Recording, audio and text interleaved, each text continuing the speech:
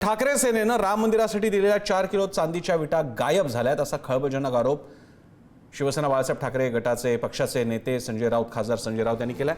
उद्धव ठाकरेंकडून 1 कोटी रुपयांपेक्षा जास्त किमतीच्या विटा दान करण्यात आल्या। चांदीच्या विटांचं काय केलं याची ट्रस्टकडून माहिती मिळालेली नाही।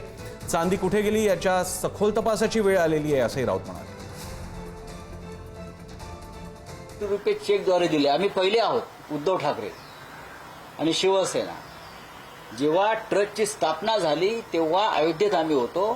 त्या क्षणी आमच्याकडून 1 कोटी रुपयाचा चेक हा श्रीराम मंदिर ट्रस्टसाठी गेला आणि त्याच वेळेला आमच्याकडून 25 किलोपेक्षा जास्त चांदीची वीट, ही पहिली वीट आम्ही त्यांना दिली।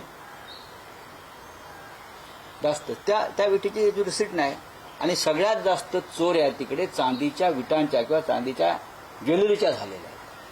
कोणी कोणाच्या खिशातनं दिले की दुसऱ्याच्या खिशातनं दिले मला माहित नाही, पण या संदर्भामध्ये अयोध्येच्या बाबतीमध्ये SIT नेमली गेलेली आहे। त्याच्यामध्ये या सगळ्या गोष्टी येतील ना।